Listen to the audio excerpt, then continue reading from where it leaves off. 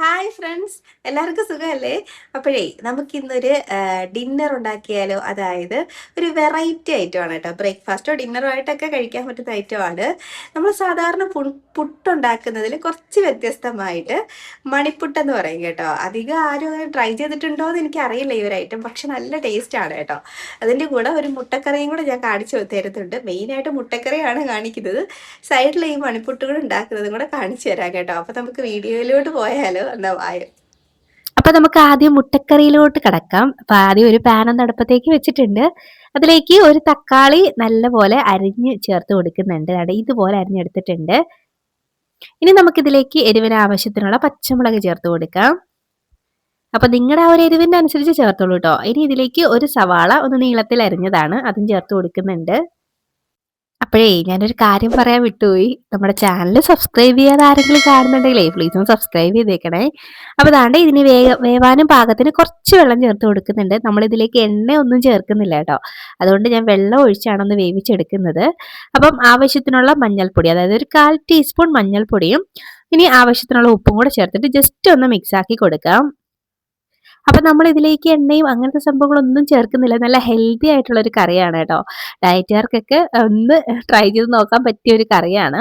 അപ്പൊ നല്ലപോലെ മിക്സ് ആക്കിയിട്ട് ഇതിനി നിങ്ങൾ വെന്ത് വരട്ടെ. അതുവരെ നമുക്ക് വേറെ കുറച്ച് പണികളുണ്ട്. അപ്പൊ ആ വേവുന്ന സമയം കൊണ്ട് ഞാൻ നമ്മുടെ മണിപ്പുട്ടിലോട്ട് കിടക്കുകയാണ് കേട്ടോ. അപ്പൊ ഒരു പാത്രത്തിൽ നമുക്ക് എത്രയാണോ ആവശ്യം അതിനനുസരിച്ച് നമ്മുടെ അരിപ്പൊടി ചേർത്ത് കൊടുക്കാം. ഇനി ഇതിലേക്ക് ആവശ്യത്തിനുള്ള ഉപ്പ് ചേർത്ത് കൊടുക്കുന്നുണ്ട്. എന്നിട്ട് നല്ലപോലെ ഒന്ന് മിക്സ് ആക്കി എടുക്കാം. ഞാനിതിന് കണക്ക് പറയാത്തതേ കാര്യം എന്ന് വെച്ച് കഴിഞ്ഞാൽ നമ്മുടെ വീട്ടിലുള്ള ആൾക്കാരുടെ എണ്ണ അനുസരിച്ചല്ലേ നമ്മളിത് ഉണ്ടാക്കുന്നത്. അപ്പം ഞാനിത് ഒരു 2 കപ്പോളം അരിപ്പൊടി എടുത്തിട്ടുണ്ട്. അപ്പം നിങ്ങളുടെ ആ ഒരു കണക്കനുസരിച്ച് നിങ്ങളുടെ വീട്ടിലുള്ള ആൾക്കാരുടെ എണ്ണ അനുസരിച്ച് അങ്ങോട്ട് എടുത്തോളൂ കേട്ടോ.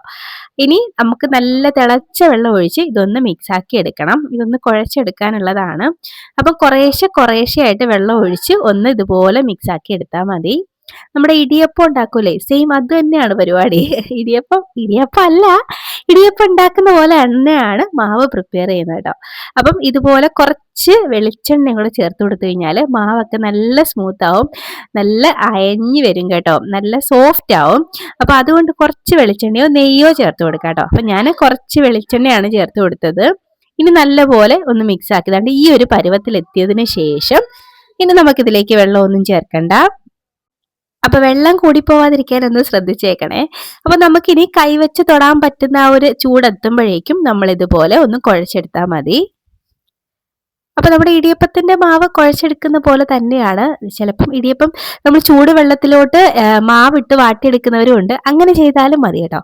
അപ്പൊ അതാണ് ഇതുപോലെ ഒന്ന് ആക്കി എടുത്തിട്ട് ഇനി ഇതിൽ നിന്ന് ഒരു പോർഷൻ എടുത്തിട്ട് നമ്മൾ ആ ഇടിയപ്പത്തിന്റെ അച്ചിനകത്തോട്ട് വെച്ചു കൊടുക്കാൻ വേണ്ടിയിട്ട് ഇതുപോലെ ഒന്ന് റോളാക്കി എടുക്കണം.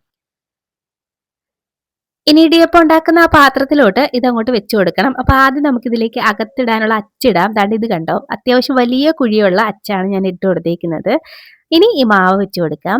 ഞാൻ ഈ ഇടിയപ്പം ഉണ്ടാക്കുന്ന ഈ സംഭവം ഉണ്ടല്ലോ, ഞാൻ ഫ്ലിപ്കാർട്ടിൽ നിന്ന് വാങ്ങിച്ചെടുത്തതാണ്. ഈ അടുത്ത സമയമാണ് വാങ്ങിച്ചെടുത്തത്. നല്ല ലാഭത്തിന് എനിക്ക് കിട്ടിയതാണ് കേട്ടോ. ഒരുപാട് അച്ചു ഉണ്ട് ഇതിന്റെ കൂടെ. അപ്പൊ നമുക്ക് ഇനി നമ്മുടെ ഇഡ്ഡലി കുട്ടുവത്തിനകത്ത് ഇതുപോലൊരു പാത്രം ഇരിക്കൂലേ, അതെടുത്തിട്ട് അതിലേക്ക് കുറച്ച് നമ്മുടെ അരിപ്പൊടി തന്നെ വിതറിയിട്ട് കൊടുക്കുന്നുണ്ട്. അപ്പം ഈ പാത്രം ഇല്ലെങ്കിൽ സാധാരണ ഒരു പ്ലേറ്റ് എടുത്താലും മതി. നമ്മുടെ ഇഡ്ഡലി തട്ടിൽ വെക്കാൻ പറ്റുന്ന രീതിയിലുള്ള ഒരു പ്ലേറ്റ് എടുത്തിട്ട് കുറച്ച് തേങ്ങയും കൂടി ഇട്ട് കൊടുക്കണം. ഇനി നമുക്ക് ഇതുപോലെ ഒന്ന് പീച്ചി കൊടുക്കാം. അപ്പൊ ഇടയ്ക്കിടയ്ക്കായിട്ട് തേങ്ങയും കുറച്ച് മാവും ഇതുപോലെ ഒന്ന് വിതറി കൊടുക്കണം. ഇതൊന്ന് ഒട്ടി വരാതിരിക്കാൻ വേണ്ടിയിട്ടാണ് കേട്ടോ. പിന്നെ തേങ്ങ ചേർക്കുന്നത് നല്ലൊരു ടേസ്റ്റിന് വേണ്ടിയിട്ടാണ്. അപ്പൊ അതാണ്ട് ഞാൻ ഇങ്ങനെ സെറ്റാക്കി എടുത്തിട്ടുണ്ട്. ഇടയ്ക്ക് തേങ്ങയൊക്കെ ഇട്ട് കൊടുത്തിട്ടുണ്ട്. അപ്പൊ ഇത് ഒറ്റ റൗണ്ടിൽ തന്നെ നമുക്ക് കുക്ക് ചെയ്തിങ്ങ് എടുക്കാം. 2-3 വട്ടമായിട്ട് ഒന്നും കുക്ക് ചെയ്യണ്ട. ഇനി ഇത് ഇഡ്ഡലി തട്ടിൽ വെച്ചിട്ട് ഒന്ന് ആവി കയറ്റി എടുത്താൽ മതി. ആ ഒരു സമയം കൊണ്ട് ഒരു മിക്സിയുടെ ജാറിലോട്ട് ഒരു 1/4 കപ്പോളം തേങ്ങ ഇട്ട് കൊടുത്തിട്ടുണ്ട്. ഇനി നമുക്ക് ഇത് ഉണ്ടാക്കിയതിന്റെ ബാക്കിയുണ്ടല്ലോ, മണിപ്പുട്ടിന്ന് ബാക്കി വന്ന കുറച്ച് നമ്മുടെ മാവ് ഇതിലേക്ക് ഞാൻ ചേർത്ത് കൊടുക്കുന്നുണ്ട്.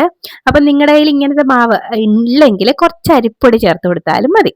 ഇനി 1 ടീസ്പൂൺ വലിയ ജീരകം ചേർത്ത് കൊടുത്തിട്ട് നമുക്ക് കുറച്ച് വെള്ളം, അരയാൻ പാകത്തിന് കുറച്ച് വെള്ളം കൂടെ ചേർത്തിട്ട് നല്ല പേസ്റ്റ് കണക്കിന് ഒന്ന് അരച്ചെടുത്ത് കൊണ്ടുവരാം.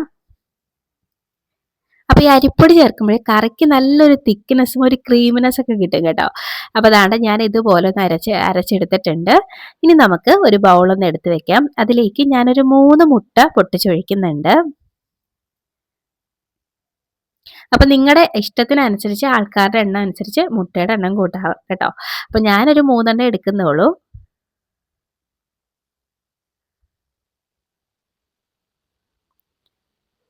ഇനി ഈ മുട്ടയിലേക്ക് ആവശ്യത്തിനുള്ള ഉപ്പും കൂടെ ചേർത്തിട്ട് ഈ മുട്ട ഒന്ന് ജസ്റ്റ് ഒന്ന് അടിച്ചെടുക്കാം.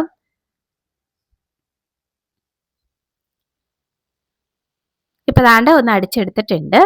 അപ്പൊ മുട്ടയും ഇവിടെ റെഡി ആയിട്ട് വന്നിട്ടുണ്ട്.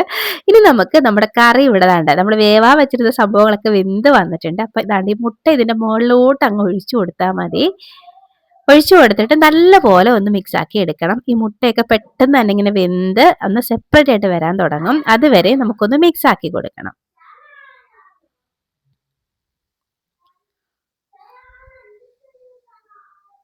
ഇപ്പൊ ദാണ്ട കണ്ടോ, ഇതുപോലെ ഒന്ന് മിക്സ് ആക്കി ആ മുട്ടയൊക്കെ ഒന്ന് വെന്ത് വരുന്ന കണ്ടോ. ഇതുപോലെ ഒന്ന് വെന്ത് വരുന്ന സമയത്ത് നമ്മുടെ അരപ്പുണ്ടല്ലോ അത് ചേർത്ത് കൊടുക്കണം.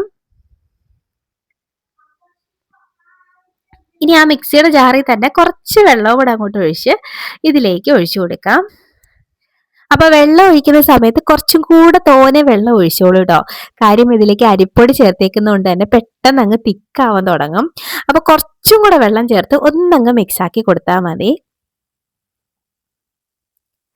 ഇതുപോലെ മിക്സ് ആക്കി ആദ്യം ഒന്ന് കൈ എടുക്കാതെ കുറച്ച് സമയം ഒന്ന് മിക്സ് ആക്കണം കേട്ടോ. അരിപ്പൊടി കട്ട പിടിക്കാതിരിക്കാൻ വേണ്ടിയിട്ടാണ്. അപ്പൊ അതാണ്ട് ഒന്ന് മിക്സ് ആക്കിയിട്ട് ഞാൻ നോക്കിയപ്പോൾ ഒരല്പം ഉപ്പിന്റെ കുറവുണ്ടായിരുന്നു. അപ്പൊ ഉപ്പ് ചേർത്ത് കൊടുത്തിട്ടുണ്ട്. കുറച്ച് കുരുമുളക് പൊടി കൂടെ ചേർത്ത് കൊടുക്കുന്നുണ്ട്. ഇനി നമുക്കിത് ഒന്നും കൂടെ അങ്ങ് മിക്സ് ആക്കി എടുക്കാം. ഇതിന് ഒരുപാട് ടൈം ഇട്ട് കുക്ക് ചെയ്തെടുക്കേണ്ട കാര്യമൊന്നുമില്ല കേട്ടോ. കാര്യം നമ്മൾ അരപ്പ് ചേർത്തു, അതുകൊണ്ട് ജസ്റ്റ് ഒന്നങ്ങ് മിക്സ് ആക്കി എടുത്താൽ മതി. പിന്നെ ഇങ്ങനെ മിക്സ് ആക്കിക്കൊണ്ടിരിക്കണം കേട്ടോ. അരിപ്പൊടി അതിന്റെ പേരിൽ അടുക്കി പിടിക്കാനൊക്കെ സാധ്യതയുണ്ട്. അതുകൊണ്ട് ഇത് മിക്സ് ആക്കി ഒന്ന് വേവിച്ചെടുത്താൽ മതി.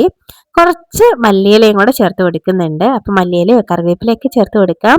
ഇപ്പൊ തന്നെ നമ്മുടെ കറി ഏകദേശം സെറ്റ് ആയിട്ടുണ്ട്. അത് തിളച്ച് വന്നിട്ടുണ്ടായിരുന്നു കേട്ടോ. അപ്പൊ ഞാൻ വീണ്ടും ഒന്നും കൂടെ മിക്സ് ആക്കി കൊടുക്കുന്നുണ്ട്. അപ്പൊ ഒരുപാട് തീയൊക്കെ ഇട്ടേക്കാണെങ്കിൽ തീ ഒന്ന് കുറച്ച് വെച്ചിട്ട് കുക്ക് ചെയ്തെടുത്താൽ മതി. നല്ല ക്രീമി ആയിട്ടുള്ളൊരു മുട്ടക്കറിയാണ് കേട്ടോ. നല്ല ടേസ്റ്റുമാണ്. വളരെ സിമ്പിളായിട്ട് നമ്മൾ ഉണ്ടാക്കിയെടുത്തില്ലേ. അപ്പൊ ഇത്രേ ഉള്ളൂ പരിപാടി. ഇനി നമുക്ക് ഫ്ലെയിം ഓഫ് ആക്കാം. നമ്മുടെ മുട്ടക്കറി ഇവിടെ സെറ്റ് ആയിട്ട് വന്നിട്ടുണ്ട് കേട്ടോ. കാരണം ഞാൻ ഫ്ലെയിം ഓഫ് ആക്കി. അപ്പൊ നമ്മൾ ടേസ്റ്റി ആയിട്ടുള്ള നല്ല ക്രീമി ആയിട്ടുള്ള ഒരു മുട്ടക്കറിയാണ് കണ്ടോ. ഇത് ഇടിയപ്പത്തിന്റെ കൂടെയോ ദോശേന്റെ കൂടെയോ ഒക്കെ അങ്ങോട്ട് പോകും കേട്ടോ. നല്ല ടേസ്റ്റാണ്. അപ്പത്തിന്റെ കൂടെ ഒക്കെ അടിപൊളിയാണ് കേട്ടോ. അപ്പൊ മുട്ടക്കറി ഇങ്ങനെ ട്രൈ ചെയ്ത് നോക്കിയിട്ടില്ലെങ്കിൽ ഒരു വട്ടം അത് ട്രൈ ചെയ്ത് നോക്കണേ. ഒരു വെറൈറ്റി ടേസ്റ്റിലാണ് കേട്ടോ കിട്ടുന്നത്. അപ്പൊ മുട്ടക്കറി ഇവിടെ സെറ്റ് ആയിട്ടുണ്ട്. അപ്പൊ നമ്മുടെ മണിപ്പുട്ടും ഇവിടെ സെറ്റ് ആയിട്ടുണ്ട്. ഞാനൊരു പ്ലേറ്റിലോട്ട് എടുത്തിട്ടുണ്ട് കേട്ടോ. അപ്പൊ ഒരു 15 മിനിറ്റ് ഒന്ന് ആവിയേറ്റി എടുത്താൽ മതിയായിരുന്നു. അപ്പൊ അതാണ്ട് സെറ്റ് ആയിട്ട് വന്നിട്ടുണ്ട്. കുറച്ച് ഞാനൊരു പ്ലേറ്റിലോട്ട് എടുത്തിട്ടുണ്ട് കണ്ടോ. ഇതുപോലെ കിട്ടും. നല്ല ടേസ്റ്റിയാണ് ശരിക്കും പറഞ്ഞാല്. മണിപ്പുട്ടിന്റെ കൂടെ മുട്ടക്കറി അല്ല ബീഫോ ചിക്കനോ ഒക്കെയാണ് കോമ്പിനേഷൻ. പിന്നെ എന്റെ കയ്യിലുള്ളത് കൊണ്ട് ഞാൻ മുട്ടക്കറി എടുത്തു. ഇനി നമുക്ക് അങ്ങോട്ട് കഴിക്കാം. അപ്പൊ ഇത്രയേ ഉള്ളൂ. ഉണ്ടാക്കി നോക്കാത്തവരെല്ലാം ഉണ്ടാക്കി നോക്കിക്കോളൂ. എന്നിട്ട് ഇഷ്ടമാണ് ലൈക്ക് ചെയ്യാനും മറക്കണ്ട കേട്ടോ. അപ്പൊ ബൈ ബൈ.